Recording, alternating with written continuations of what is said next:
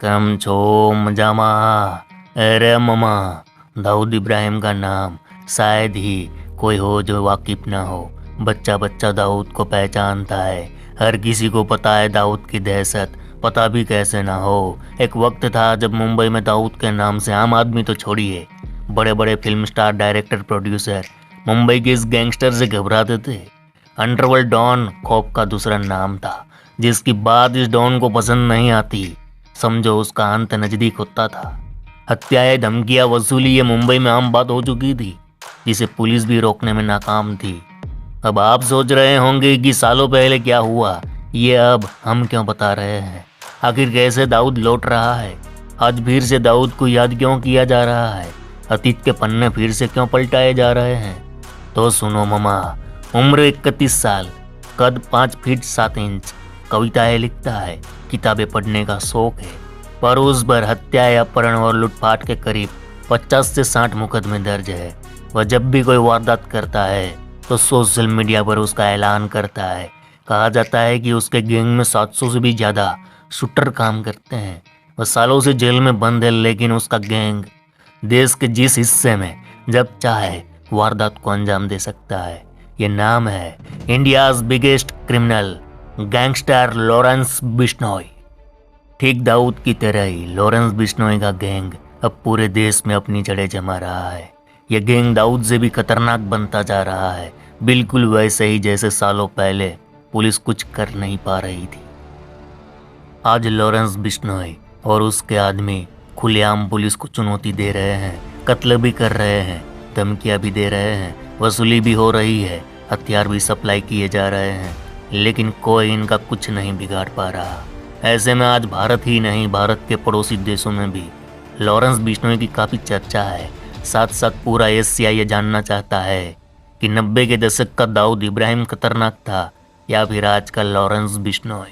Tension ना लो वीर, हम इन दोनों क्रिमिनल्स के जन्म, परिवार, क्राइम, गैंग मेंबर, प्रॉपर्टी, ऐसे बहुत सारे मुद्दों पर कंपैरिजन करने वाले हैं, और फिर आप खुद समझ जाओगे कि दाऊद या लॉरेंस में सबसे ज़्यादा खतरनाक कौन है। अरे मामा, बात करें लॉरेंस की तो वो पैदा हुआ था 22 फरवरी 1992 को पंजाब के फाजिल्का के गांव धतरावाली में। बापू लविंदर सिंह सुबह में एक रईस किसान है और आज भी किसानी करते हैं। वहीं दाऊद इब्राहिम पैदा हुआ था 26 दिसंबर 1955 को महाराष्ट्र के खेड़ में एक कोंकणी मुस्लिम परिवार में। बापू इब्राहिम खासकर मुंबई पुलिस में हेड कांस्टेबल थे। लॉरेंस बिश्नोई जब कॉलेज में था तब वहाँ पढ़ने वाले खिलाड़ियों और पुलिस वालों के छोकरे लोग को एकजुट कर छोटा मोटा गैंग बनाया। अप्रैल 2010 में पहली बार लॉरेंस बिश्नोई के खिलाफ एफआईआर दर्ज हुई थी। उसके बाद एक घर में घुसने को लेकर दूसरी एफआईआर, और फरवरी 2011 में मारपीट और गन फायरिंग के मामले में तीसरी एफआईआर दर्ज हुई थी। ये सारे केस छात्र राजनीति को लेकर थे। वहीं दाऊद की बात करें तो उसका परिवार डोंगरी के जतगांव इलाके में रहता था, जहां दाऊद अहमद सेलर हाई स्कूल में पढ़ रहा था। और इसी पढ़ाई के दौरान उसने छोटी मोटी घटना को अंजाम देना शुरू कर दिया था। जब तक वह 15-16 साल का हुआ तब तक उसने धोखाधड़ी, चोरी और डकैती की घटना को अंजाम तक पहुंचाना शुरू कर दिया था। आखिरकार वह स्थानीय गैंगस्टर और डॉन बासु दादा के गिरोह में शामिल हो गया, जो स्थानीय संगठित अपराध सिंडिकेट का हिस्सा था। 70 के दशक के अंत में वह उस गिरोह से अलग हो गया और अपने भाइयों के साथ मिलकर खुद का गैंग बनाया।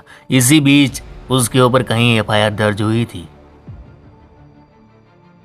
लॉरेंस की बात करें तो वह साल 2010 में पहली बार जेल गया था। वहीं दाऊद इब्राहिम 70 के दशक के शुरुआती दिनों में पहली बार आर्थर रोड जेल में बंद हुआ था। अरे मामा, एक वक्त था जब पूरे पंजाब में सुक्खा कालों का दौर चलता था। तब जग्गू भगवानपुरिया सुक्खा कालों का साथी हुआ करता था। उसी दौर में लॉरेंस बिश्नोई सुक्खा की गैंग में नया नया आया हुआ था और यहाँ उसकी मुलाकात होती है जग्गू भगवानपुरिया से। फिर जग्गू ने लॉरेंस को अपराध का सारा काखा समझाया और जग्गू भगवानपुरिया बन गया लॉरेंस बिश्नोई का गुरु। वहीं दाऊद की बात करें तो दाऊद इब्राहिम कदकाठी से बहुत ही छोटा था, पर उसके अंदर गजब का डेयरिंग। और उसी दौर में खालिद पहलवान करके एक शख्स दाऊद की जिंदगी में आया। खालिद था एक पहलवान, वहीं एक बड़ा स्मगलर भी था। खालिद पहलवान ने दाऊद को समझाया कि अगर पावरफुल बनना है, ताकतवर बनना है तो पैसा जरूरी है और स्मगलिंग के धंधे में बोरा भर भर के पैसा है। वहीं खालिद एक पहलवान भी था। उसने दाऊद को सेल्फ डिफेंस के सारे गुर सिखाए और इस तरह खालिद पहलवान को दाऊद ने अपना गुरु माना। अरे मामा, पुलिस रिपोर्ट के मुताबिक लॉरेंस बिश्नोई एंड कंपनी में 700 से ज़्यादा शार्प शूटर काम करते हैं। सप्लायर, लॉजिस्टिक सपोर्टर की तादाद तो गिनती के बाहर है। इस गैंग के शार्प शूटरों में सबसे खतरनाक है संपत नेहरा, भोला शूटर, काली राजपूत, अंकित भादु, सचिन बिश्नोई, टिन्नू हरियाणा, अनमोल बिश्नोई, विक्रम बराड़, गोल्डी बराड़, रवि यादव, नरेश सेठी, अक्षय पहलवान। अरे चच्ची जान, ये छोकरे लोग कोई छोटे मोटे गुंडे ना है। ये छोकरे लोग भारत के सबसे खूंखार शूटरों में गिने जाते हैं। वहीं दाऊद की डी कंपनी की बात करें तो 90 के दशक में डी कंपनी पूरे एशिया में सबसे बड़े क्राइम सिंडिकेट को ऑपरेट करने वाला ऑर्गेनाइज माना जाता था। डी कंपनी में छोटा शकील, छोटा राजन, जो बाद में डी कंपनी से अलग हो गया था, सुनील सावंत, अनिल परब, भाई ठाकुर, सुभाष ठाकुर, फहीम मचमच, अनीस इब्राहिम, आफ्ताब भटकी, इकबाल इब्राहिम, खालिद पहलवान, साबिर इब्राहिम, नूरा कास्कर, कालिया ब्रदर्स, ऐसे तो बहुत सारे नाम हैं। अगर गिनती करने बैठ जाए तो ये पूरा वीडियो डी कंपनी के मेंबरों के नाम से बन जाए। बताया जाता है उस जमाने में दाऊद गैंग में 5000 से ज़्यादा लोग काम कर रहे थे। लॉरेंस बिश्नोई का सबसे बड़ा कांड कौन सा होगा ये तो पूरी दुनिया जानती है। 29 मई की शाम पंजाबी सिंगर सिद्धू मूसेवाला की दिन दहाड़े हत्या। इस हत्याकांड ने दशकों से शांत भारतीय अपराध जगत को फिर से गरमाया। इस हत्याकांड से उत्तर भारत के क्राइम सिंडिकेट की जड़ें पहली बार सामने आई। वहीं लॉरेंस और सलमान खान के बीच चल रही दुश्मनी भी एक चर्चा का विषय है।